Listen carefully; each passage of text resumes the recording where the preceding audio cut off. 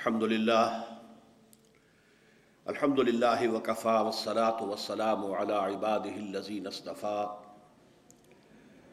خصوصا علی افضلهم وخاتم النبیین محمد الامین وعلی آلہ وصحبہ اجمعین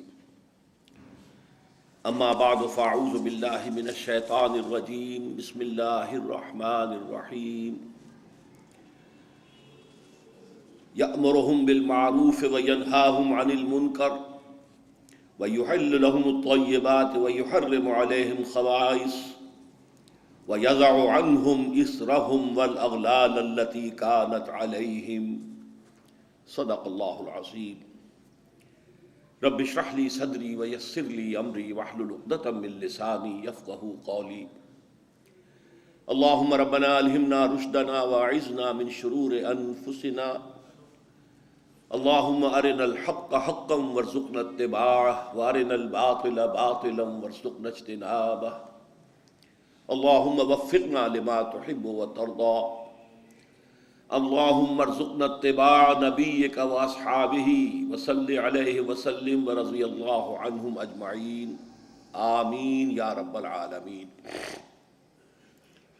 حضرات، آپ کو معلوم ہے کہ آج اس خطاب جمعہ ہی میں در حقیقت ایک خطبہ نکاح بھی ادا ہوگا، اور خاص طور پر شادی بیاہ کی جو تقریبات ہیں ان کے ضمن میں جو اصلاحی تحریک ہم نے شروع کی ہے، اور جس کے لیے اس وقت اس ملک میں خاص طور پر صوبہ پنجاب میں ایک خاص موقع پیدا ہو گیا ہے کہ کھانوں پر جو پابندی لگائی گئی تھی ان میں اب ون ڈش کی حد تک جو ہے وہ اجازت دی گئی ہے۔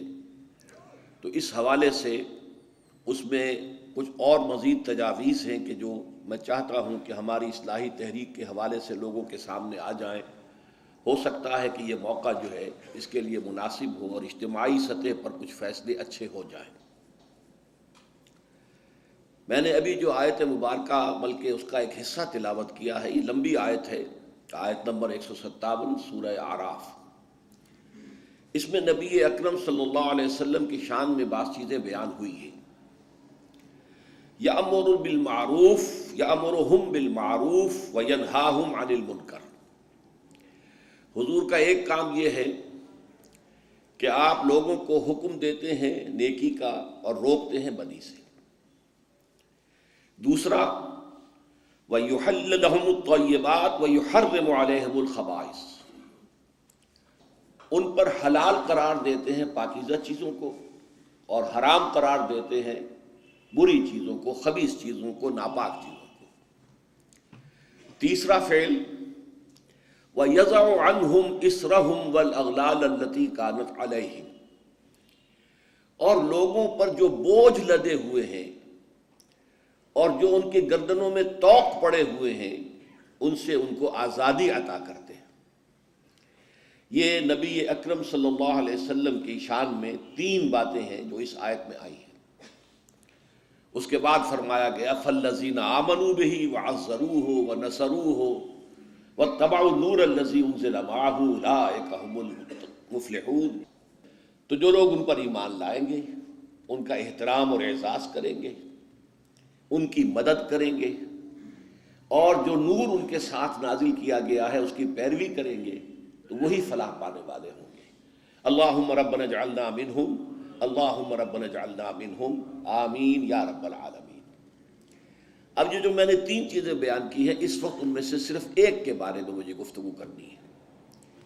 باقی پاکیزہ چیزوں کو حلال کرنا، خبیث چیزوں کو ناپاک کرنا ہمارے علم میں ہے، اس میں کوئی وضاحت کی اس وقت ضرورت نہیں۔ نیکیوں کا حکم دینا، بدی سے روکنا بالکل واضح ہے۔ یہ اسر اور اغلال کیا ہیں کہ جن سے نبی اکرم صلی اللہ علیہ وسلم نے نوع انسانی کو نجات دی ہے؟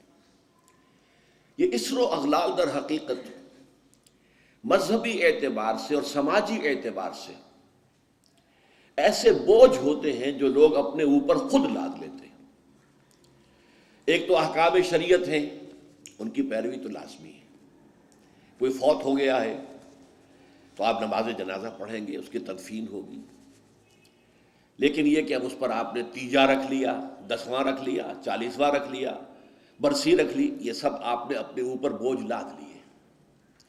یہ خام خواہ کا بوجھ لوگوں کے اوپر، جو دولت والے ہیں ان کو تو کوئی بات نہیں، ان کو تو اپنی دولت کے اظہار کا موقع ملتا ہے، لیکن غریبوں کے لیے بوجھ بن گیا، کسی نہ کسی درجے میں خانہ پوری انہیں کرنی پڑے گی۔ تو یہ جو رسومات و بدعات ہوتی ہیں، یہ در حقیقت نوع انسانی کے لیے بوجھ بن جاتے ہیں کہ جن سے نجات دلانا بھی نبی اکرم صلی اللہ علیہ وسلم کا ایک فرض منصبی تھا۔ اسی طرح کا معاملہ شادی بیاہ کے اندر ہے۔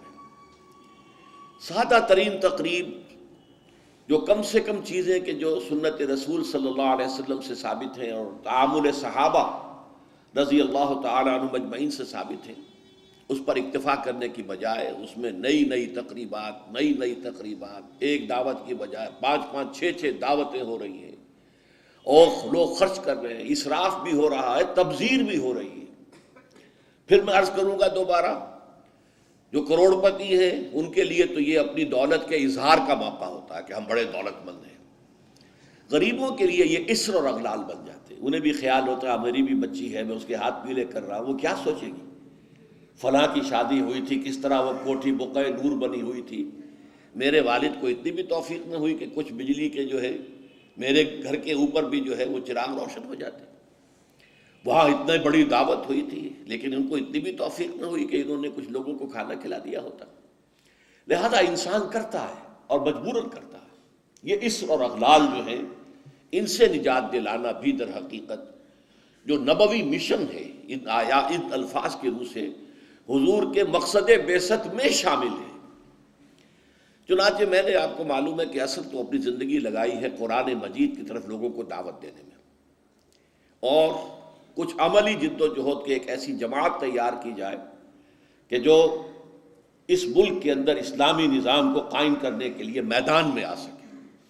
یہ تو میرا اصل فنکشن رہا ہے، میرا اصل موضوع رہا ہے، میرے سارے اور بیشتر اوقات اس کام میں ہے۔ ساتھ ہی میں نے 1973 سے یہ شادی بیاہ کے ضمن میں جو اسر اور اغلال ہم نے اپنے اوپر ڈال لیے ہیں، بوجھ لاد لیے ہیں اور گلے میں طوق پہن لیے ہیں، ان سے اس معاشرے کو آزاد کرانے کی کوشش جو میرے نزدیک نبوی مشن کا ایک حصہ ہے، میں نے اس کا بھی آغاز کیا تھا۔ اب اس کے ضمن میں آپ سے تمہیداً میں یہ عرض کروں کہ یہ احساس صرف میرا نہیں تھا، بہت سے لوگوں کا رہا ہے کہ بہت اسراف شروع ہو گیا ہے، بہت تبذیر ہو رہی ہے، یہ جو ایک طومار ہے جو رسومات کا، اس میں وقت صرف ہوتا ہے، آنا جانا بیٹھنا وہاں، اس میں کتنا ہمارا قیمتی وقت لگ جاتا ہے۔ پھر کراچی میں خاص طور پر محسوس ہوا کہ اب کوئی بارات جا رہی ہے، اس کے ساتھ کچھ لوگ خود ہی ویسے ہی شامل ہو گئے۔ اب ظاہر بات ہے کہ وہاں کوئی آئیڈینٹی کارڈ جو ہے وہ لے کر تو داخلہ نہیں ہوتا۔ نتیجہ یہ ہے کہ انتظام کیا تھا 500 کا، آگے 1000، اور پھر وہ ایک پینک، اب فوراً جاؤ لاؤ کہیں سے کھانا لاؤ، کیا کرو۔ تو اس لیے انہوں نے پھر یہ شروع کیا کہ نکاح مسجد میں ہو، لیکن یہ کہ اس کے بعد وہ جو گھٹی میں پڑی ہوئی تھی باتیں، نکاح تو مسجد میں ہو گیا، پھر کسی ہوٹل کے اندر جا کر جو ریسیپشن بھی کر لیا۔ تو گویا کہ وہ انہوں نے صرف اپنے لیے ایک انتظامی سی سہولت بہم پہنچائی تھی، حقیقت میں کوئی بنیادی تبدیلی واقع نہیں ہو سکی۔ لیکن ضیاء الحق صاحب کا ذکر میں خاص طور پر کروں گا کہ انہوں نے اس سلسلے میں کوشش کی تھی، تعداد بھی مقرر کر دی، اس سے زیادہ مہمان نہ ہو اور بھی اس سے زیادہ خرچ نہ ہو، غالباً 5000 روپے کی کوئی مقدار مقرر کی گئی تھی اگر میں غلط نہیں مجھے یاد ہے۔ لیکن ہوا کیا اس کا، چونکہ انہیں اپنی سیاسی مصلحتوں کے تحت وڈیروں کی شادیوں میں شرکت کرنی پڑتی تھی جہاں ہزاروں مہمان ہوتے تھے، وہاں گویا کہ ان کے آرڈیننس کی دھجیاں ان کی نگاہوں کے سامنے بکھرتی تھی۔ تو اب ظاہر بات ہے کہ اگر آپ خود شریک ہو رہے ہیں تو آپ کا آرڈیننس تو ختم ہو گیا، اس سے کوئی نتیجہ حاصل نہیں ہوا۔ تیسری بات یہ ہے اس میں، اور یہ بڑی اہم ہے، اس کو سوچئے کہ اس کے ضمن میں دلیل صرف ایک دے جاتی رہی، سادگی ہونی چاہیے، سادگی ہونی چاہیے، کفایت شعری ہونی چاہیے، کفایت شعری ہونی چاہیے۔ لیکن یہ لفظ بے معنی ہے۔ سادگی کروڑ پتی کی کچھ اور ہے، لکھ پتی کی کچھ اور ہے، جھگی والے کی کچھ اور ہے۔ سادگی کی کوئی معنی نہیں ہے، ریلیٹو ٹرم ہے، آربیٹریری ٹرم ہے، اس کے لیے کوئی مفہوم معین نہیں ہے۔ لہذا واعظ اپنی جگہ پر ہوتا تھا اور جو بھی نصیحت، لیکن اس پر عمل کی کوئی شکل نہیں ہوتی تھی۔ اس پر اللہ تعالیٰ نے خصوصی رہنمائی میری فرمائی. میں اللہ کا شکر ادا کرتے ہوئے کہہ رہا ہوں ہدایت جو بھی ملتی ہے اللہ کی طرف سے ملتی ہے. الحمدللہ الذی ہدانا لہذا وما کنا لنہتدی لولا ان ہدانا اللہ. کل شکر اور کل سپاس اور کل حمد اور کل ثنا اس اللہ کے لیے جس نے ہمیں ہدایت دی، اور ہم ہرگز ہدایت یافتہ نہ ہو سکتے اگر اللہ ہی ہمیں ہدایت نہ دیتا. وہ ہدایت کیا تھی کہ اصلاح کے عمل کے لیے جو کارنر سٹون چاہیے، بنیاد کا پتھر، وہ مضبوط ہونا چاہیے. اور وہ یہ ہے کہ جو تقریب ثابت ہے سنت رسول سے یا عمل صحابہ سے، اس کو تو مضبوطی سے پکڑ لیا جائے. جیسے حدیث میں الفاظ آئے ہیں عضوا علیہ بالنواجذ، اپنے دانتوں سے پکڑ لو، کچلیوں سے پکڑ لو. لیکن جس تقریب کا، جس رسم کا کوئی ثبوت نہ ملے، نہ حضور کے عمل سے نہ صحابہ کے تعامل سے، اس کو پھر پوری بے دردی کے ساتھ اور پوری جرت کے ساتھ، جرت رندانہ کے ساتھ اس کی جڑ کاٹ دینی چاہیے. اس میں کمی نہیں ہے. کمی بیشی تو پھر وہی الفاظ ہو جائیں گے ریلیٹیو ٹرم میں، کتنی کمی کتنی کمی. نہیں، اسے جڑ سے اکھڑ دیا. اس چیز کو، اس اصول کو سامنے رکھ کر، اور یہ اصول اس حدیث سے ماخوذ ہے جس میں حضور نے فرمایا تھا کہ میری امت کے 73 فرقے ہو جائیں گے، 72 جہنمی ہوں گے، ان میں سے ایک ہوگا کہ جو جنت میں جائے گا. وہ پوچھا گیا کہ وہ کون سا ہوگا؟ فرمایا ما انا علیہ واصحابی. وہ فرقہ یا وہ جماعت یا وہ لوگ جو میرے اور میرے صحابہ کے طرز عمل کی پیروی کریں. ان کا نام چاہے ایک نہ ہو، ان کا طرز عمل یہ ہو کہ وہ میرے اور میرے صحابہ کی پیروی کریں. اسی پر ماخوذ ہے یہ، اسی پر مبنی ہے. تو اس کے ضمن میں ہم نے جو اصلاحات تجویز کی ہیں، اس میں سب سے پہلی اصلاح یہ ہے کہ نکاح مسجد میں ہونا چاہیے. یہ بات جو ہے شروع میں تو لوگوں کو عجیب سی لگی، لیکن جو دلائل میں نے دیے وہ اتنے کنونسنگ تھے کہ الحمدللہ اس کو تو لوگوں نے بہت جلد قبول کر لیا. ہمارے لیے سب سے بڑی دلیل کیا ہے کہ حضور کا قولی حکم ہے اعلنوا ھذا النکاح واجعلوہ فی المساجد. نکاح کا اعلان عام کیا کرو اور مسجدوں میں منعقد کیا کرو. یہ جامع ترمذی شریف کی روایت ہے. اگرچہ ٹھیک ہے، علماء کا کہنا یہ ہے کہ یہاں جو وجعلوہ جو فعل امر ہے، یہ وجوب کے لیے نہیں ہے، استحباب کے لیے ہے، لازم نہیں ہے. امر دونوں طرح کا ہوتا ہے، مستحب ہے، بہتر ہے. تو سوال یہ کہ بہتر کو کیوں چھوڑیں؟ جس کو محمد رسول اللہ نے بہتر قرار دیا ہو اسے کیوں چھوڑیں؟ کس دلیل سے چھوڑیں؟ ہمیں لازماً اختیار کرنا چاہیے. پھر میں نے عرض کیا حضور کی بیٹیوں کے نکاح مسجد میں ہوئے تو ہمارے ہاں کون ہے وہ چودھری اور وہ سرمایہ دار تو جو سمجھے کہ میری بیٹی کی تو توہین ہو جائے گی اس کا نکاح مسجد میں ہو؟ یہ صرف باتیں سمجھانے کے لیے ہوتی. حضور کی محبت ہر مسلمان کے دل میں ہے، لیکن کسی نے ادھر توجہ دلائی ہی نہیں تو لوگ کیا کریں؟ اس میں علماء کی فیلیور ہے سب سے بڑی. اور اس کی وجہ کیا ہے؟ وجہ یہ ہے کہ ہمارے مولوی عام طور پر کمی کاری ہوتے ہیں، ملازم ہوتے ہیں. دیہات میں تو ان کی حیثیت کمی کاروں سے زیادہ ہوتی ہی نہیں. وہ چودھریوں سے کیسے کہیں؟ عام شہروں میں بھی مساجد کی جو مینیجنگ کمیٹیز ہوتی ہیں وہ تو سرمایہ داروں پر، لوگوں پر، اونچے لوگوں پر ملتوی ہوتی ہیں. ان سے کیسے کہیں؟ لہٰذا یہ حدیث جو ہے بیان نہیں کی گئی. حدیث موجود ہے ترمذی شریف کی، اعلنوا ھذا النکاح واجعلوہ فی المساجد. میں نے اس حدیث کا حوالہ دیا تو لوگوں کی آنکھیں کھل گئی. جب کہا دیکھو اگر فاطمہ الزہرا رضی اللہ تعالی عنہا کا نکاح مسجد میں ہو سکتا ہے تو کس کی بیٹی زیادہ عزت والی ہے حضرت فاطمہ الزہرا رضی اللہ تعالی. تیسری بات میں نے اور دی دلیل، اور اس میں غیرت کو ابھارا کہ دیکھو عیسائیوں نے اب تک اپنے چرچ اور اپنے پادری کی یہ عزت برقرار رکھی ہے. ان کی شادی چرچ میں ہوگی، کہیں نہیں ہوگی. پرنس ہو وہیں جائے گا. اور اس میں مجھے ایک واقعہ یاد آتا ہے، جب شادی ہونے والی تھی پرنس اینڈریو کی، اس کی بیوی کا سارا فرگوسن جو نام تھا، اور وہ ذرا نٹکھٹ قسم کی لڑکی، کیا عورت تھی پوری. تو اس نے یہ کہا تھا، اس کا بیان آیا تھا I will not say, I am not a timid type of woman. I won't say I will obey him.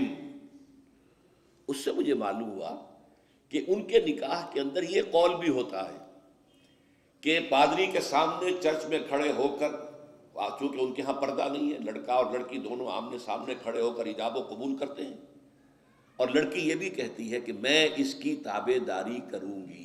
اس نے کہا میں نہیں کہوں گی، یہ کہنا تو پڑا، اس کے بغیر وہ پرنس اینڈریو کی دلہن نہیں بن سکتی تھی، شادی جو ہے وہ تو بہرحال چرچ میں ہوئی۔ ہمارا مولوی بیچارہ بغل میں دبا کر وہ رجسٹر اور بیٹھا سوکھ رہا ہوتا ہے، بارات تو ابھی آئی نہیں ہے، 2 گھنٹے گزر گئے، بیٹھا ہوا، یہ اس کی حیثیت ہے ملازم کی۔ یہ وجہ ہے اب جب اس سے بھی غیرت جاگی لوگوں کی، ہاں واقعی بات صحیح ہے، عیسائیوں کے ہاں اگر ابھی تک چرچ کا یہ مقام ہے اور پادری کی عزت ہے۔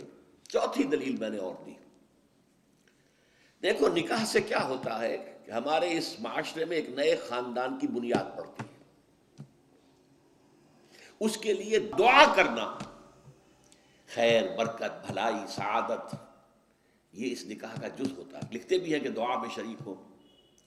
اب ظاہر بات ہے کہ دعا کا ماحول آپ نے باہر جو ہے بڑے قالین بچھا لیے قیمتی، اور ان کو قیمتی صوفے رکھ لیے اور بڑے سنہری قسم کے شامیانے لگا لیے، لیکن وہاں پر ماحول کیا ہوتا ہے؟ سگریٹیں پی رہے ہیں، دھواں سگریٹوں کا، قہقہے لگ رہے ہیں، غیبتیں ہو رہی ہیں، اور یہ کہ کوئی بھانڈ آ گئے ہیں، فحش گوئی کر رہے ہیں۔ اس حال میں کوئی شخص جو ہے کونے میں بیٹھے ہوا مولوی صاحب جو من من من من من کر کے وہ کچھ پڑھتے ہیں اور کہتے ہیں دعا کر لو۔ اب دعا کیا خاک کر لو؟ دعا کے لیے ماحول ہوتا ہے، دل کی آمادگی ہوتی ہے، ذہنی اور نفسیاتی تیاری ہوتی ہے، تب دعا ہوتی ہے۔ یہ ماحول ہمارا، اس میں ہم نماز کے لیے جمع ہوئے ہیں، جمعے کے لیے جمع ہوئے ہیں، مسجد ہے، پاک ماحول ہے، لوگ اپنی اپنی حد تک اچھے کپڑے پہن کے آئے ہیں، اور اس کے اندر عطر بھی لگایا ہے، حضور کی سنتیں ہیں یہ، اس طرح جمعے کی تیاری کیا کرو۔ اس ماحول کے اندر کوئی دھواں نہیں ہے سگریٹ کا، کوئی قہقہے نہیں ہے، کوئی غیبتیں نہیں ہو رہی ہیں، کوئی بکواس نہیں ہو رہی ہے، یہاں دعا کا ماحول ہے۔ تو یہ 4 دلیلیں ایسی تھیں کہ جو قاطع تھی اور ہیں الحمدللہ۔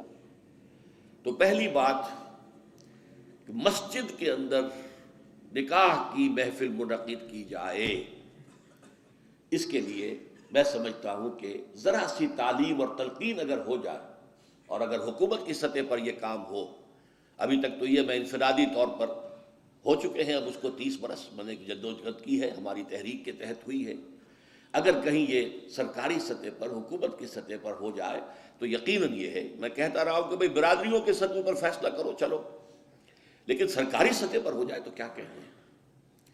نمبر 2، شادی کے موقع پر لڑکی والوں کی طرف سے کسی دعوت کا کوئی ثبوت نہیں، بلکہ اصل میں تو اصول سمجھ لیجئے، فلسفی کیا ہے اسلام کی۔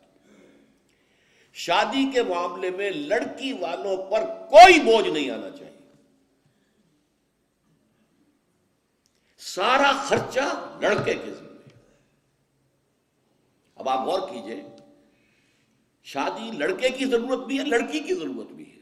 لڑکے کی زندگی بھی نامکمل ہے بیوی کے بغیر، لڑکی کی زندگی بھی نامکمل ہے شوہر کے بغیر، دونوں کی برابر ضرورت ہے۔ لیکن مرد مہر دیتا ہے، عورت مہر لیتی ہے، کیوں؟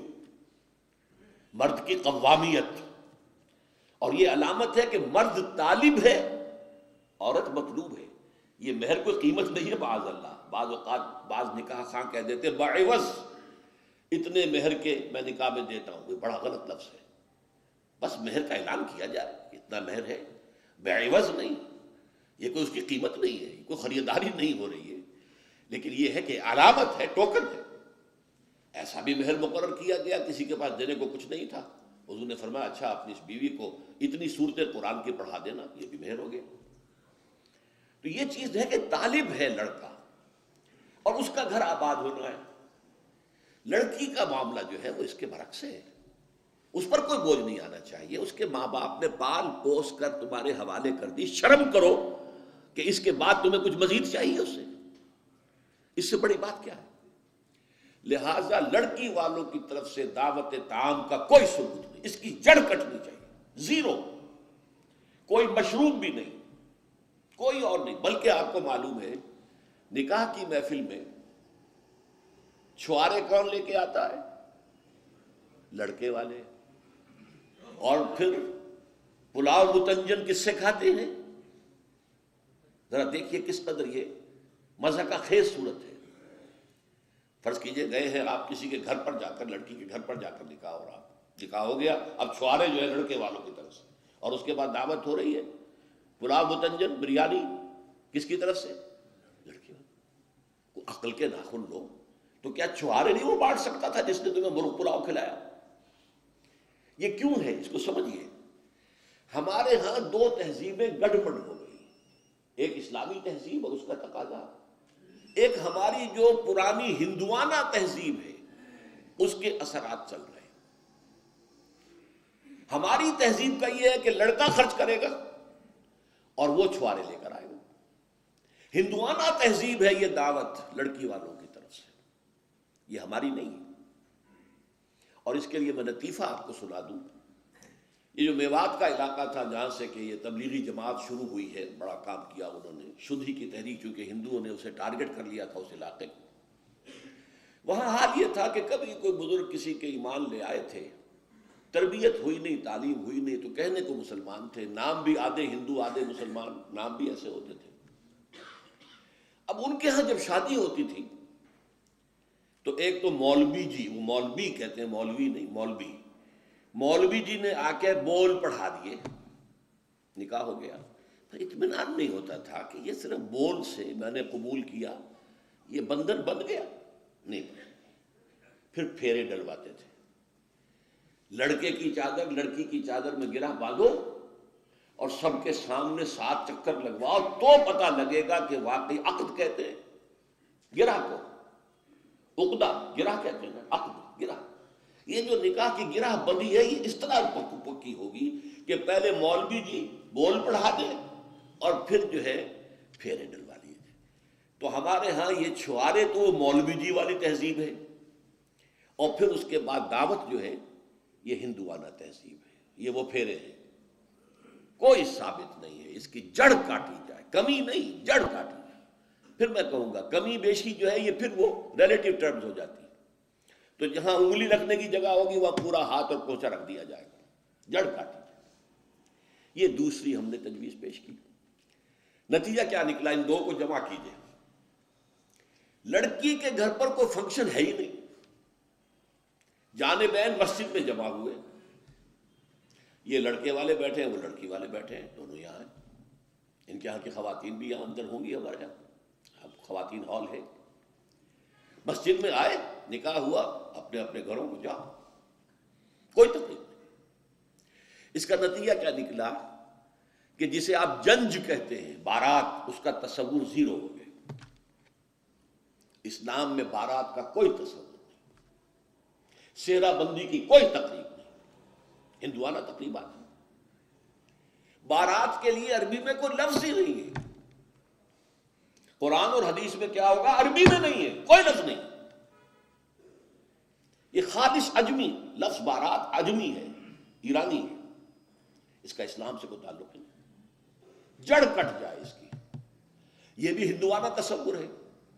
ہوتا کیا تھا، ایک گاؤں سے جا رہے ہیں، دوسرے گاؤں سے بیٹی لے کر آنی ہے، اور بیٹی کے ساتھ جہیز آنا ہے، اور راستے میں ڈاکو جو ہیں وہ لوٹ سکتے ہیں، تو یہاں سے جتھا لے کے جانا ہوگا، لہذا وہ جتھا بندی کر کے بارات جا رہی ہے۔ اب وہ جا کر جنج گھر جو بنے ہوئے ہیں وہاں پر ٹھہر رہی ہے، 2 دن 3 دن عیش کر رہے ہیں، مچھرے اڑا رہے ہیں لڑکی والوں کے پیسے پر، پھر وہ مال غنیمت سے لدے پھدے واپس آ رہے ہیں، لہذا وہ جتھا حفاظت کرتا تھا۔ یہ سارا ہندوانہ تصور ہے، اسلام سے کوئی تعلق نہیں۔ تو نمبر 1 نکاح مسجد میں، نمبر 2 کوئی دعوت طعام ہی نہیں، کوئی بھی نہیں، نو انٹرٹینمنٹ واٹس ایور لڑکی والوں کی طرف سے، اجتماع جانبین مسجد میں، یہیں سے ڈسپرس۔ حضرت فاطمہ کو تو وداع کرانے کے لیے حضرت علی گئے بھی نہیں تھے. نکاح کے بعد کچھ خواتین حضرت فاطمہ کو لے کر حجرے میں چھوڑ آئی تھی جا کر، جو ایک انصاری صحابی نے حضرت علی کو دیا تھا، ورنہ ان کے پاس حجرہ بھی نہیں تھا. 3 باتیں ہو گئی. چوتھی بات، ولیمہ جو ہے اس کی تاکید ہے. یہی وجہ ہے کہ جب یہ شادی پر مکمل پابندی لگائی گئی تھی، میں نے اشتہار دیا تھا کہ ولیمے پر پابندی نہیں ہونی چاہیے. لڑکی والے کے ہاں تو آپ سوچئے، جو دلیل میں نے دی اس کی نفی میں، نفسیاتی دلیل بہت بڑی ہے. لڑکی والے کے ہاں ویسے تو لفظ شادی خوشی، وہاں بھی شادی یہاں بھی شادی. لڑکی والے کے ہاں خوشی نہیں ہوتی. اس کے گھر سے لخت جگر نور چشم نکل کر جا رہی ہے، کیسے خوشی ہوگی؟ مائیں رو رہی ہوتی ہیں، انہیں غشی پڑی ہوتی ہے جب بچیاں نکل رہی ہوتی ہیں گھروں سے. بہن بھائی رو رہے ہوتے ہیں، باپوں کے آنکھوں کے اندر بھی آنسو آئے ہوتے ہیں، نمی آئی ہوتی ہے. میں نے بھی 5 بیٹیاں رخصت کی اپنے گھر سے اور آنکھوں میں نمی آئی ہے. I couldn't withhold my tears. پھر یہ صرف یہ تو ہوتا ہے کہ ایک ذمہ داری کا بوجھ تھا، آج اتر گیا. اسے آپ انگریزی میں سائی آف ریلیف کہہ سکتے ہیں. بس کوئی خوشی نہیں. اس کی مثال میں دیا کرتا ہوں کہ کوئی جانور اگر قربانی کے لیے 10-15 دن پہلے آپ لے لیں، کوئی بکرا کوئی مینڈھا، اور بچے اس کے ساتھ ہل جاتے ہیں، پھر کھلاتے ہیں، لے جاتے ہیں، چلاتے ہیں، تو پھر وہ عید کے دن جب آپ اسے قربان کرتے ہیں تو بچے پچھاڑے کھا رہے ہوتے ہیں، رو رہے ہوتے ہیں. اتنا لاڈ اس جانور سے ہو جاتا ہے. تو یہ نور چشم لخت جگر گھر سے نکل رہی ہے، 18-20 برس رہی ہے آپ کے گھر میں، آج جا رہی ہے. ٹھیک ہے، سائی آف ریلیف ہے، لیکن اندیشہ بھی ہوتا ہے. ذہن میں رکھیے، ہمیشہ ہوتا ہے. پتہ نہیں بیل منڈے چڑھے نہ چڑھے، موافقت مزاج کی ہو نہ ہو، نئے ماحول میں جانا ہے، ایڈجسٹمنٹ ہو نہ ہو. اپنی حد تک پورا اطمینان کر لیا ہے، دیکھ لیا ہے، سوچ بچار کر لیا ہے، لیکن کیا کہا جا سکتا ہے؟ ایک بالکل یوں سمجھیے کہ ایک نیا ماحول ہے، نئی جگہ جا رہی ہے، لہذا وہ اندیشہ بھی موجود ہوتا ہے. لہذا واقعتاً لڑکی والوں کے ہاں خوشی کا موقع نہیں ہے. ان کے ہاتھوں مرغ پلاؤ کھانا بے غیرتی ہے. ہاں لڑکے والے کے ہاں خوشی ہے، اس کا گھر آباد ہوا ہے، اور اسے حکم دیا حضور نے، اولموا ولو بشاۃ، ولیمہ ضرور کرو چاہے تمہارے پاس ایک ہی بکری ہو. وہ ایک ہی بکری در حقیقت ان کے ہاں مفلسی کی سب سے بڑی شکل ہو سکتی تھی، لیکن بھیڑیں بکریاں پالنا تو ان کا پیشہ تھا. تو کسی کو ایک ہی بکری ہے تو معلوم ہوا بہت ہی غریب ہے. فرمایا اسی کو ذبح کرو، کھانا کھلاؤ اپنے دوستوں کو، اپنے احباب کو، سیلیبریٹ کرو. سیلیبریشن تمہارے ہاں ہونی چاہیے، مرد کے ہاں، لڑکے کے ہاں. پھر اس میں بھی اس قدر حضور صلی اللہ علیہ وسلم کی تعلیم کے اندر دیکھیے توازن ہے. فرمایا، یہ مسلم شریف کی روایت ہے جو میں آپ کو سنا رہا ہوں، عن عبداللہ ابن عمر رضی اللہ تعالی عنہ ان النبی صلی اللہ علیہ وسلم قال اذا دعی احدکم الی الولیمۃ فلیجب، جب تم میں سے کسی کو ولیمے کی دعوت دی جائے تو ضرور جائے. اور ایک اور حدیث ہے ابو ہریرہ سے رضی اللہ تعالی عنہ کہ حضور نے فرمایا شر الطعام طعام الولیمہ، ولیمے کا کھانا برا کھانا ہے. کیوں؟ اس میں غریبوں کو نہیں بلایا جاتا، بلکہ غریبوں کو جو دھکے دیے جاتے ہیں. آپ دیکھتے ہیں بڑے بڑے لگے ہوتے ہیں ٹینٹ، اور وہاں پر اندر جو کچھ ہو رہا ہوتا ہے، کھانا ضائع بھی ہو رہا ہوتا ہے. غریب کو تو کسی کو داخل نہیں ہونے دیں گے نا. اور ہے بھی نہیں، وہ مسلی کھلانے کے لیے تو نہیں ہے نا، وہ تو اپنے اعزاء رشتہ دار احباب ان کو اپنی خوشی میں شریک کرنے کے لیے ہے. تو حضور نے فرمایا شر الطعام طعام الولیمہ، لیکن اس کے باوجود من لم یجب الدعوہ فقد عصى اللہ ورسولہ، جو شخص ولیمے کی دعوت قبول نہیں کرے گا اس نے گویا کہ اللہ اور اس کے رسول کی نافرمانی کی. اب آپ سوچئے، جس نبی نے ہمیں اتنی تفصیل سے ہدایت دی دعوت ولیمہ کی، اگر لڑکی والوں کے ہاں کسی دعوت کے اندر کوئی خیر ہوتا ذرہ بر، تو کیا حضور ہمیں اس سے محروم رکھتے ہیں صلی اللہ علیہ وسلم؟ تو چوتھی بات جو میں نے عرض کی کہ ولیمہ کیا جائے، ہاں البتہ ون ڈش کی پابندی لگائی جا سکتی ہے، بالکل لگائی جا سکتی ہے. اسراف اور تبذیر کو روکا جا سکتا ہے. اسراف کسے کہتے ہیں؟ اسراف کہتے ہیں ضرورت کی جگہ پر ضرورت سے زائد خرچ کرنا۔ عام اپنے گھر کے کھانے میں بھی ایک سے زیادہ ڈش پکانا، ایک سے زیادہ کھانا حضور کے نزدیک نہایت ناپسندیدہ۔ ضرورت ہے پیٹ بھرنے کی، ایک سالن روٹی سے بھی ہو جاتا ہے، آپ نے 4 4 5 5 پکا رکھے، یہ اسراف ہے۔ اسی طریقے سے اگر دعوت کے اندر بھی 1 ڈش کی پابندی ہو تو بالکل ٹھیک ہے، اس کے اندر کوئی حرج نہیں، لیکن یہ کہ اس میں اب جو کیا گیا ہے کہ میٹھے کے اوپر پابندی، بالکل یہ صحیح نہیں ہے۔ میٹھا حضور کو بہت مرغوب تھا، پسند تھا، تو اس میں یہ کہ ایک ڈش میٹھے کی، یہ نہیں کہ 3 3 4 4 ڈشیں ہیں، دال کا حلوہ بھی ہے، گاجر کا حلوہ بھی ہے، اور فلاں بھی ہے، اور فلاں بھی ہے، اور پھر کھیر بھی ہے۔ لہذا ولیمے کی اجازت ہونی چاہیے، اور ظاہر بات ہے کہ ہر شخص اپنی سطح کے مطابق کرے گا، اور وہ آدمی بھی بلائے گا، جو کم ہی بلا سکتا ہے وہ کم بلائے گا، جو زیادہ بلا سکتا ہے زیادہ بلائے گا۔ اس کے اوپر بھی کوئی خاص پابندی لگانے کی ضرورت نہیں ہے۔ لیکن ظاہر بات ہے جو میں نے ایک بات کی ہے، اس سے شادی بیاہ کے اخراجات کا ایک حصہ تو بالکل ختم ہو گیا نا، لڑکی والوں کی طرف سے تو زیرو ہو گیا، نہ کوئی سیلیبریشن، نہ کوئی دعوت، نہ کوئی خیمے لگانے کی ضرورت، نہ کچھ اور ریسیپشن، کچھ نہیں، کیسے بالکل زیرو۔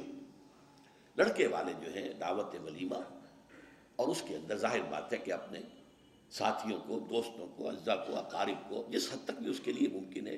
اچھا، یہاں تک فرمایا حضور نے کہ اگر تمہارے کسی بھائی نے نکاح کیا ہو اور اس کے پاس کچھ بھی نہیں ہے کہ وہ ولیمہ کر سکے، اپنے گھر سے کھانا لے جاؤ اور جا کر اس کے ہاں بیٹھ کر کھانا، سیلیبریٹ کرو، اس کی خوشی میں شریک ہو جاؤ۔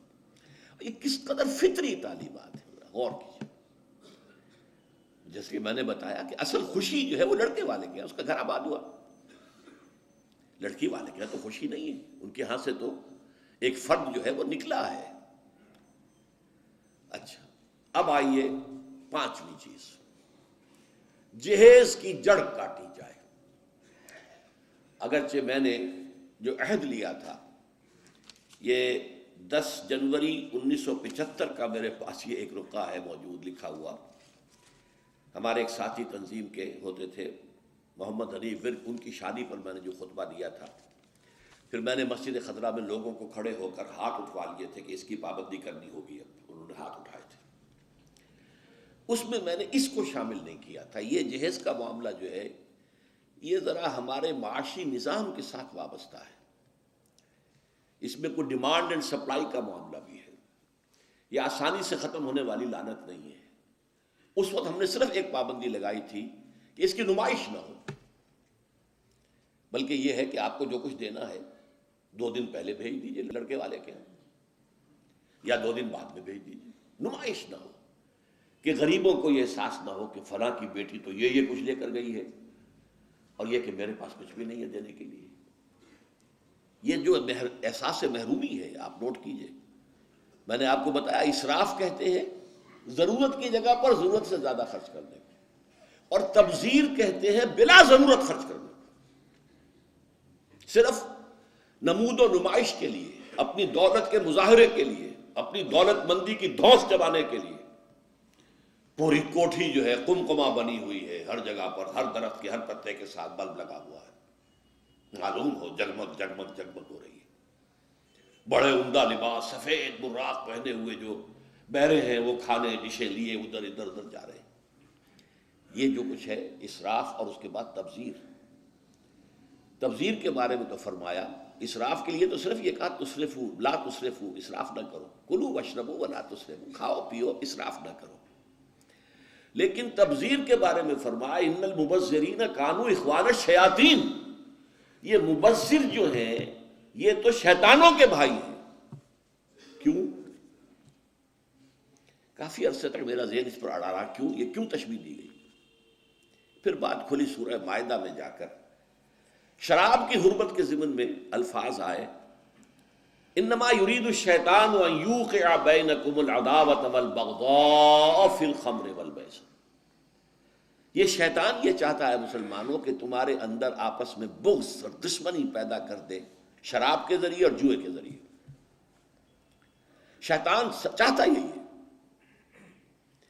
اس شیطان کا حربہ لوگوں کے دلوں کو پھاڑ دینا، کلاس کانشسنس پیدا کر دینا، محرومین اور مترفین کے علیحدہ طبقے ہو جائیں، اور پھر لڑیں گے، ٹکرائیں گے پھر۔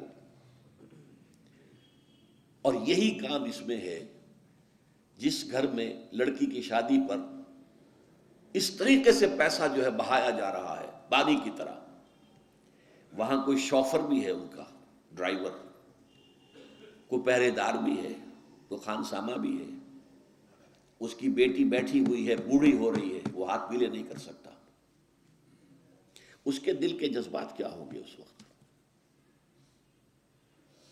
کیا یہ اور میں بھائی ہیں آپس میں؟ انما المومنون اخوۃ، یہ واز کہنے کی بات ہے، یہ سب ڈھکوسلے ہیں، انما المومنون اخوۃ، یہ ہم بھائی ہیں؟ میری بیٹی بوڑھی ہو رہی ہے، ہاتھ پیلے نہیں کر سکتا، اور ان کے ہاں دولت جو ہے وہ پانی کی طرح بہ رہی ہے۔ یہ دل پھٹ گئے کہ نہیں؟ یہ طبقاتی شعور ابھرا کہ نہیں؟ ان یوقع بینکم العداوۃ والبغضاء فی الخمر والمیسر، عداوت اور بغض اور دشمنی پیدا کر دی گئی۔ بہرحال پانچویں چیز میں عرض کر رہا تھا، جہیز۔ اس من میں چونکہ ایک بہت بڑا مغالطہ ہمارے ہاں لوگوں نے پیدا کر دیا ہے، حضرت فاطمہ رضی اللہ تعالی عنہا کے جہیز کا ذکر کر کے۔ اسلام میں قطعاً کسی جہیز کا کوئی تصور نہیں، جو میں کہہ چکا ہوں، فلسفہ یہ ہے، لڑکی والے پر کوئی ایک پیسے کا بوجھ نہیں آنا چاہیے۔ حضرت فاطمہ کے جہیز کا معاملہ کیا تھا کہ ان کی شادی اس اعتبار سے یونیک تھی کہ لڑکی کے والد حضور اور لڑکے کے ولی حضور، حضرت علی کا اور کون تھا وہاں؟ اب حضور نے پوچھا، علی تمہارے پاس کچھ ہے مہر دینے کو؟ مہر تو دینا ہوگا نا، مہر تو لازم ہے۔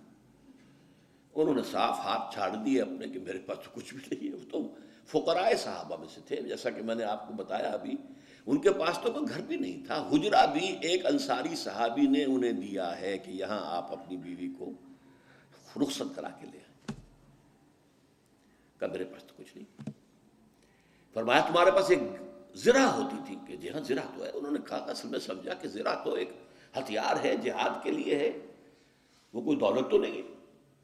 آپ نے فرمایا جاؤ اسے بیچو یا گروی رکھو، قرض لے کے آؤ، لیکن مہر تو دینا۔ وہ گئے اپنی زرہ لے کر بازار میں، آواز لگائی، حضرت عثمان نے خرید لیا، 30 دینار یا درہم جو بھی ہے، اس میں رقم کا میں یقین سے نہیں کہہ سکتا، اور بعد میں پھر واپس کر دی۔ اس وقت اگر ویسے ہی دیتے 30 دینار یا 30 درہم تو حضرت علی کی جو غیرت ہے اور خودی ہے اس پر بوجھ پڑتا کہ اس نے مجھے خیرات دی ہے۔ اس وقت تو خرید لی تاکہ کوئی بوجھ نہ ہو، میں نے زرہ بیچی ہے، پیسے لیے، بعد میں واپس کر دی ہدیۃً کہ یہ آپ کی زرہ واپس۔ وہ لا کے حضور کے سامنے پیسے رکھ دیے گئے۔ حضور نے کچھ تو گھر کے اندر بھجوائے کہ فاطمہ کے لیے کوئی خوشبو، کوئی تیاری، کوئی اچھے کپڑے کو بنائے، اور باقی سے وہ سامان بنا دیا۔ ایک گدا جس میں کھجور کی چھال بھری ہوئی تھی، 2 تکیے کھجور کی چھال کے، ایک مشکیزہ پانی لانے کے لیے کنویں سے، ایک چکی جو یا گندم جو بھی ہوگی پیسنی ہوگی، 1-2 معمولی سے برتن، بس یہ ہے جہیز۔ اور یہ حضرت علی نے جو مہر کی رقم پیش کی تھی اس میں سے حضور نے بنا کر دیا۔ وہ رقم جو ہے حضرت فاطمہ کا حق تھا نا، مہر تو لڑکی کا حق ہے، اسی کے گھر کا سامان بنا دیا۔ اپنے پاس سے حضور نے 1 پیسے کی کوئی شے نہیں دی۔ اس کے لیے یہ بھی دلیل نوٹ کر لیجئے کہ حضور کی اور بھی تو بیٹیوں کی شادی ہوئی کہ نہیں۔ حضرت عثمان کے گھر میں 2 بیٹیاں گئی ہیں حضور کی۔ پہلی بیٹی تو خیر مکے میں گئی تھی، ابھی شاید وحی کا آغاز بھی نہ ہوا ہو، میں یقین سے تو نہیں کہہ سکتا، ہو سکتا ہے کہ حضور کی نبوت کے ظہور سے پہلے شادی ہوئی ہو سکتا ہے، ممکن ہے، لیکن ایک شادی تو مدینے میں ہوئی ہے۔ اور حضرت عثمان کا گھر بھرا ہوا، ہر شے کا سامان موجود ہے، سامان جگہ موجود ہے، کسی جہیز کا کوئی تذکرہ ملتا ہے؟ تو یہ جہیز نہیں تھا، یہ خالص ہندوانہ تصور ہے۔ اور اس کی وجہ کیا ہے؟ وجہ یہ ہے کہ ہندوؤں میں لڑکی جو ہے، بیٹی جو ہے، وہ وارث نہیں ہے، اسے وراثت میں کوئی حصہ نہیں ملتا۔ لہذا جب اسے گھر سے رخصت کر رہے ہیں تو وہ دان دہیج، یعنی یہ ایک خیرات ہے جو دے رہے ہیں، لڑکی کا حق کوئی نہیں ہے۔ بلکہ راجپوتوں وغیرہ میں تو ہندوؤں کے اندر آپ کو معلوم ہونا چاہیے، لڑکا بھی صرف بڑا لڑکا وارث ہوتا تھا تاکہ زمین کے ٹکڑے نہ ہوں۔ 10 مربع ہیں تو 10 مربع ہی جائیں گے۔ چھوٹے بھائی بھی اس کے کمی کاری ہوتے تھے، بس ان کا کوئی حق نہیں۔ یہ اس اپنی فیوڈلزم کو برقرار رکھنے کے لیے، ورنہ 10-12 بچے ہو گئے، تقسیم ہو گیا تو فیوڈلزم تو ختم ہوا۔ پھر ہندوؤں کے ہاں تو یہاں تک کہ لڑکی کا تو خود سوال ہی پیدا نہیں ہوتا کہ اس کا کوئی حق ہو۔ تو اسلام نے حق دیا ہے، لیکن یہ ہے کہ اس کا حق ہے، باپ فوت ہوگا اس کی وراثت میں سے حصہ اسے ملے گا، مما قل منہ او کثر، چاہے زیادہ ہو چاہے کم ہو، فریضۃ من اللہ، اللہ کی طرف سے فرض ہے، یہ لازم ہے۔ ماں فوت ہوگی، ماں کے آگے کوئی ہے، وراثت ہے، اس میں سے بیٹوں کو بھی بیٹی کو بھی حصہ ملے گا۔ لہذا یہ ہندوانہ تصور جو جہیز کا ہے، ویسے تو یہ کہ سرکاری سطح پر تو اگر اس کی کوئی مہم چلے اور محنت ہو اور جد و جہد ہو تو اس کی جڑ کاٹی جا سکتی ہے، لیکن بہرحال ہم نے جو عہد لیا تھا اور جس پر کہ ہم نے پابندی کرائی ہے وہ یہ ہے کہ کم سے کم اس کی نمائش نہ ہو، دکھایا نہ جائے، تاکہ یہ کہ وہ کچھ محرومی کا تصور جو ہے لوگوں کے اندر پیدا نہ ہونے پائے۔ چھٹی بات جو ہم نے کی وہ کیا تھی کہ یہ جو نکاح کی محفل ہوتی ہے اس میں خطبہ ہوتا ہے۔ یہ خطبہ کس لیے ہوتا ہے؟ رسم پوری کرنے کے لیے؟ کوئی منتر جنتر ہے یہ؟ خطبے کا مقصد ہوتا ہے تلقین، نصیحت، وعظ، تعلیم۔ اس کو نوٹ کیجئے، اس زمانے میں نہ کالج، نہ اسکول، نہ مدرسے، نہ اخبار، نہ کتابیں، نہ رسالے، نہ آڈیو، نہ ویڈیو، نہ ٹی وی، نہ کچھ، نہ ریڈیو۔ تعلیم کا ایک ہی طریقہ تھا، جہاں بھی مسلمان جمع ہوتے تھے کسی خوشی کی تقریب یا غمی کی تقریب میں، وہاں حضور خطبہ دیتے تھے۔ ایک خطبہ جمعہ تو تھا ریگولر، خطبہ عیدین ریگولر، باقی جہاں مسلمان جمع ہو گئے ہیں خوشی کی تقریب میں یا کسی غمی کی تقریب میں، وہاں خطبہ دینا۔ یہ خطبے کا مقصد تعلیم، تلقین، وعظ، نصیحت۔ اب ساری بات ہے کہ یہ تعلیم اور تلقین اور نصیحت تو اس وقت کارگر ہو جب کہ وہ ہماری سمجھ میں آئے،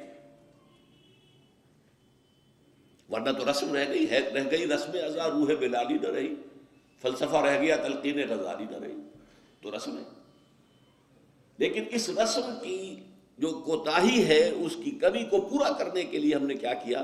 خطبہ جمعہ ہوتا ہے کہ نہیں؟ عربی میں ہوتا ہے، زبان یار من عربی ومن عربی نمیدانم، ہمیں کیا پتہ کیا پڑھا جا رہا ہے، لیکن اس کی تلافی کرتے ہیں کہ اس سے پہلے کوئی وعظ، کوئی نصیحت، کوئی تقریر کرتے ہیں کہ نہیں کرتے؟ کیوں کرتے ہیں؟ تاکہ جو مقصد اصل خطبے کا تھا وہ خطبے سے حاصل نہیں ہو رہا ہے، تو کم سے کم یہ ہے کہ اس کی تلافی کسی درجے میں ہو جائے۔ ما لا یدرک کلہ لا یترک کلہ، جو چیز بتمام و کمال حاصل نہ کی جائے بالکل چھوڑ بھی نہ دی جائے، کسی نہ کسی درجے میں اس کا کام داخل رکھنا چاہیے۔ لہذا ہم نے چھٹی چیز جو ہے وہ یہ کی کہ خطبہ نکاح کا ترجمہ اور مفہوم تھوڑا سا بیان کیا جائے۔ اور خطبہ آپ کو معلوم ہے خطیب کھڑے ہو کر دیتا ہے، یہ بیٹھ کے نہیں ایک کونے میں بیٹھے ہوئے ہیں اور بس ایسا پڑھ رہے ہیں جیسے کہ دولہا کو سنانا مقصود ہے، اور دولہا کے فرشتوں کو بھی پتہ نہیں کیا پڑھا جا رہا ہے، اس کا تو کوئی فائدہ نہیں، یہ تو رسم ہے جو ہو رہی۔ تو خطبے کے اندر ہم نے یہ چیز شامل کی، خطبہ پڑھا جائے وہی مسنون محمد الرسول اللہ صلی اللہ علیہ وسلم، لیکن اس کے اندر جو آیات ہیں، احادیث ہیں، ان کا کوئی ترجمہ، کوئی وضاحت کر دی جائے۔ تو اب میں اس وقت وہ کام کر رہا ہوں اس نکاح کے لیے جو آج اس وقت یہاں ہونا ہے، کہ خطبہ مسنونہ جو نکاح کا ہے وہ اب میں پڑھ رہا ہوں۔ الحمدللہ الحمد للہ نحمده ونستعینه ونستغفره ونؤمن به ونتوکل علیہ ونعوذ باللہ من شرور انفسنا ومن سیئات اعمالنا من يهده الله فلا مضل له ومن يضلله فلا هادي له ونشهد ان لا اله الا الله وحده لا شريك له ونشهد ان محمدا عبده ورسوله صلی اللہ علیہ وسلم. اما بعد فاعوذ باللہ من الشیطان الرجیم بسم اللہ الرحمن الرحیم. یا ایھا الذین آمنوا اتقوا اللہ حق تقاتہ ولا تموتن الا وانتم مسلمون. یا ایھا الناس اتقوا ربکم الذی خلقکم من نفس واحدۃ وخلق منها زوجها وبث منهما رجالا كثيرا ونساء واتقوا الله الذي تساءلون به والارحام ان الله كان عليكم رقيبا. یا ایھا الذین آمنوا اتقوا اللہ وقولوا قولا سدیدا یصلح لکم اعمالکم ویغفر لکم ذنوبکم ومن یطع اللہ ورسولہ فقد فاز فوزا عظیما. صدق اللہ العظیم. وقال النبی صلی اللہ علیہ وسلم النکاح من سنتی وقال صلی اللہ علیہ وسلم من رغب عن سنتی فلیس منی وقال صلی اللہ علیہ وسلم اعلنوا هذا النکاح واجعلوه في المساجد او كما قال صلی اللہ علیہ وسلم. میں اس کی وضاحت کیا کرتا ہوں. آج اب وقت بہت کم رہ گیا ہے، صرف ترجمہ کروں گا اس وقت. اس خطبے کے 3 حصے ہیں، 2 حصے مسنون ہیں، تیسرے کا اضافہ علماء نے کیا ہے. پہلا مسنون حصہ وہ ہے جو حضور ہر خطبے میں پڑھتے تھے، خطبہ جمعہ، خطبہ عید، کہیں لشکر بھیج رہے ہیں تو خطبہ دے رہے ہیں تو اس میں بھی. اور وہ در حقیقت ہمارے ایمان اور اسلام کا خلاصہ ہے کہ گویا کہ تجدید ایمان اور تجدید اسلام ہم کر رہے ہیں جبکہ وہ خطبہ محفل میں پڑھا گیا. ترجمہ کیا ہے؟ کل حمد، کل ثنا اللہ کے لیے.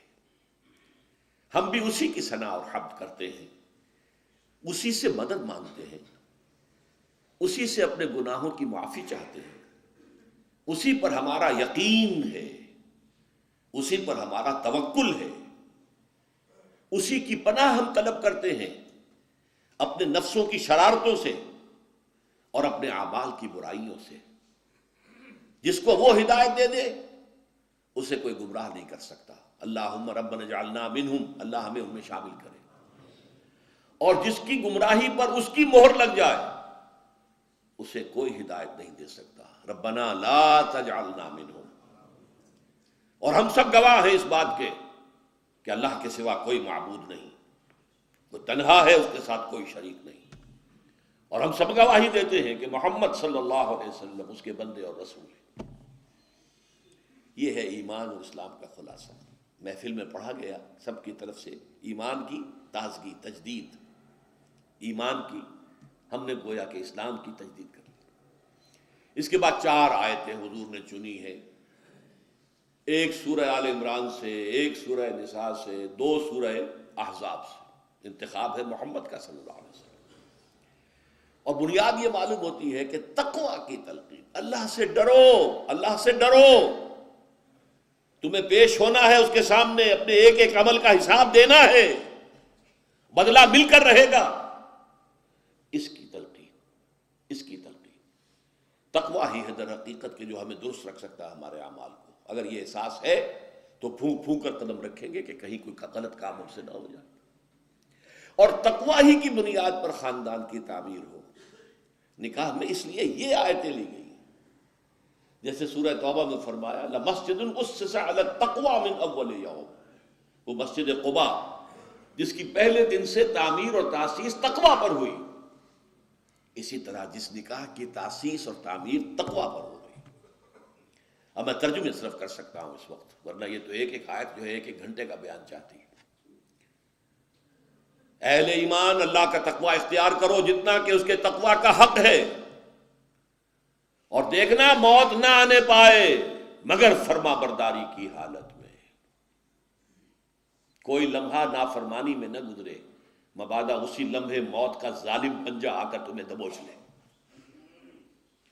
دوسری آیت، اے لوگو اپنے اس رب کا تقویٰ اختیار کرو جس نے تمہیں ایک جان سے بنایا، اسی سے اس کا جوڑا بنایا. آدم اور حوا، اور ان دونوں سے کثیر تعداد میں مردوں اور عورتوں کو زمین میں پھیلا دیا۔ دیکھیے کس قدر مناسبت ہے، آج پھر آدم کا ایک بیٹا، حوا کی ایک بیٹی اسی رشتے میں منسلک ہو رہے ہیں، ان سے بھی آگے نسل چلے گی۔ آج جو 6 بلین ہیومن بینگز ہیں، مین اینڈ ویمن، وہ کون ہیں؟ سب آدم اور حوا کی اولاد ہے کہ نہیں؟ لیکن دوبارہ فرمایا واتقوا اللہ، دیکھو دوبارہ سن لو، اللہ کا تقوی اختیار کرو، الذی تساءلون بہ، جس کا کہ تم ایک دوسرے کو واسطہ دیتے ہو۔ فقیر بھی مانگتا ہے تو اللہ کے نام پر، کہیں جھگڑے نہ چک رہے ہوں کسی طریقے سے تو آخر میں واسطہ دے، اللہ کا واسطہ بھائی، اللہ کا نام مانو، ٹھیک کرو معاملے کو، جس کا واسطہ دینا ہے اس کے حکم پر عمل بھی تو کرو۔ والارحام، رحمی رشتوں کا لحاظ رکھو، قطع رحمی نہ ہو، صلہ رحمی ہونی چاہیے۔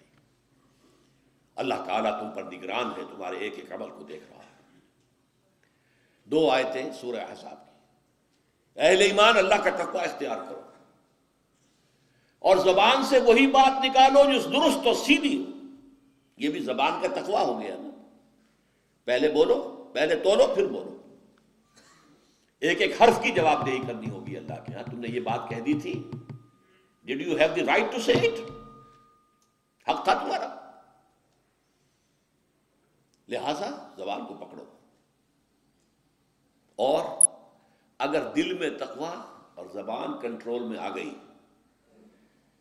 تو تمہارے سارے اعمال اللہ درست کر دے گا، اور پھر بھی اگر کوئی خطا ہو گئی، غلطی ہو گئی تو اللہ معاف فرما دے گا۔ اور جو اللہ اور اس کے رسول کی اطاعت پر کاربند ہو گیا، اس نے تو بہت بڑی کامیابی حاصل کر لی۔ اللہم ربنا اجعلنا منہم، اللہم ربنا اجعلنا منہم۔ حضور کا خطبہ تو یہاں ختم ہو گیا۔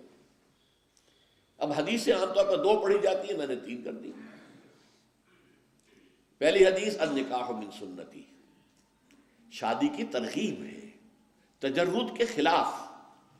یہ جو بعض مذاہب میں ہے کہ شادی نہ کرنا جو ہے یہ گویا کہ اعلیٰ روحانی زندگی ہے، نہیں، لا رحمانیت فی الاسلام، فطرت کے تقاضوں کے خلاف نہ چلو، جائز راستے سے اپنی فطرت کے تقاضے کو پورا کرو۔ النکاح من سنتی۔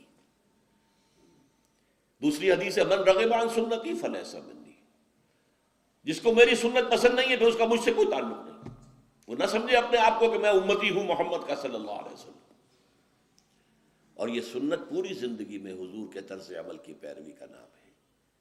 سنتیں چھوٹی بھی ہیں، بڑی بھی ہیں۔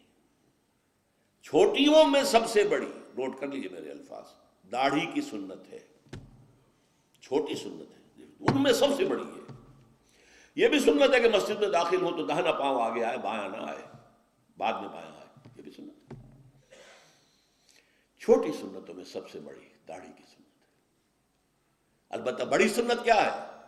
حضور نے وحی کے آغاز کے بعد سے لے کر اس حیات دنیاوی کے آخری سانس تک 2 کام کیے، اللہ کے دین کی دعوت و تبلیغ، اور اللہ کے دین کو قائم کرنے کے لیے جہاد اور قتال۔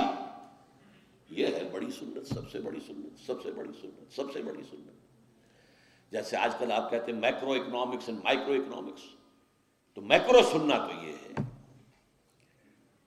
دین کی دعوت و تبلیغ اور اللہ کے دین کو قائم کرنے کے لیے جہاد و قتال۔ تیسری حدیث جو ہے جس پر عمل ہو ہی رہا ہے، اعلنوا ھذا النکاح واجعلوہ فی المساجد، نکاح کا اعلان عام کیا کرو، مسجدوں میں منعقد کیا کرو۔ اب میں چاہتا ہوں کہ بس نکاح کیا ہے یہ بھی سمجھ لیجئے۔ ایک لڑکے اور ایک لڑکی کے مابین ایک معاہدہ ہے۔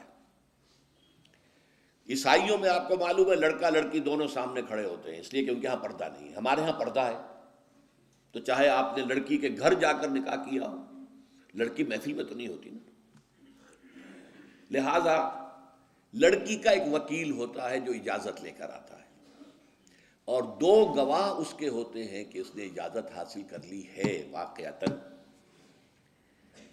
گویا کہ لڑکا اصالتاً حاضر ہے، یہ عدالت ہے، اس وقت ایک عدالت کے سامنے یہ معاہدہ ہو رہا ہے، تو لڑکا اصالتاً موجود، لڑکی وکالتاً موجود ہے اس وقت پوٹینشلی اپنے وکیل کے ذریعے سے۔ وکیل جو ہے اجازت دیتا ہے نکاح خواہ کو، یا تو وہ خود ہی نکاح پڑھا دے، ٹھیک ہے، ورنہ وہ اجازت دیتا ہے کسی کو جو اتھارٹی اس کے پاس ہے، جو لے کر آیا اجازت، وہ کہتا ہے کسی کو اور وہ تجویز کرتا ہے، پیشکش کرتا ہے، لڑکا قبول کر لیتا ہے، اللہ اللہ خیر صلی اللہ۔ عزیزم محمد عمران، اب آپ کھڑے ہو جائیں اینڈ فیس دی آڈینس، ادھر آ جائیں۔ عزیزم محمد عمران اکرام ولد محمد اکرام، میں عزیزہ آمنہ یونس بنت محمد یونس کو ان کے وکیل اور چچا محمد مبشر کی اجازت سے آپ کے نکاح میں دیتا ہوں۔ مہر 20,000 روپے مالیت کے طلائی زیورات کی شکل میں کل کا کل اسی وقت ادا ہو جائے گا۔ آپ نے قبول کیا؟ قبول کیا۔ الحمدللہ۔ دوبارہ سن لیجئے، محمد عمران اکرام ولد Muhammad Ikram, super town Walton road, Lahore cantt. میں نے عزیزہ آمنہ یونس بنت محمد یونس کو ان کے چچا اور وکیل محمد مبشر کی اجازت سے آپ کے نکاح میں دیا۔ مہر 20,000 روپے مالیت کے طلائی زیورات کی شکل میں کل کا کل اسی وقت ادا ہو جائے گا۔ آپ نے قبول کیا؟ قبول کیا۔ الحمدللہ۔ بیٹھیے، اب دعا مانگ لیجیے۔ الحمدللہ الذی ہدانا لہذا وما کنا لنہتدی لولا ان ہدانا اللہ۔ کل حمد، کل سپاس، کل ثنا، کل تعریف اللہ کے لیے ہے جس نے ہمیں ہدایت عطا فرمائی۔ ہم ہرگز ہدایت یافتہ نہ ہو سکتے اگر اللہ ہی ہمیں ہدایت نہ دیتا۔ ربنا لا تزغ قلوبنا بعد اذ ہدیتنا وہب لنا من لدنک رحمہ انک انت الوہاب۔ پروردگار، جو ہدایت تو نے عطا فرمائی ہے اب اس پر استقامت عطا فرما، اب ہمارے دلوں کو کج نہ ہونے دے۔ اللہم صل علی عبدک و نبیک و رسولک و حبیبک محمد وبارک وسلم وصلی وسلم علی جمیع الانبیاء والمرسلین وعلی ملائکتک المقربین وعلی عبادک الصالحین وعلینا معہم یا ارحم الراحمین۔ اللہم بارک فی ھذا النکاح، اللہم بارک فی ھذا النکاح، اللہم بارک فی ھذا النکاح۔ اے اللہ، اس نکاح میں برکتیں، سعادتیں دین اور دنیا کی عطا فرما۔ اللہم الف بین قلوبہما، اللہم حبب بینہما۔ اے اللہ، اس نکاح کے جانبین کے دلوں میں آپس میں ایک دوسرے کے لیے محبت اور الفت پیدا کر دے۔ اللہم وافق بینہما، اے اللہ ان کے مزاجوں میں موافقت پیدا کر دے۔ اللہم اجعلہما مسلمین لک ومن ذریتہما امۃ مسلمۃ لک۔ پروردگار، ان دونوں کو بھی اپنا فرما بردار بندہ اور بندی بنائے رکھ، اور ان کی اولاد میں سے بھی فرما بردار بندے اور بندیاں اٹھائیو۔ ربنا تقبل منا انک انت السمیع العلیم وتب علینا انک انت التواب الرحیم، وصلی اللہ تعالی علی خیر خلقہ محمد وآلہ واصحابہ اجمعین برحمتک یا ارحم الراحمین۔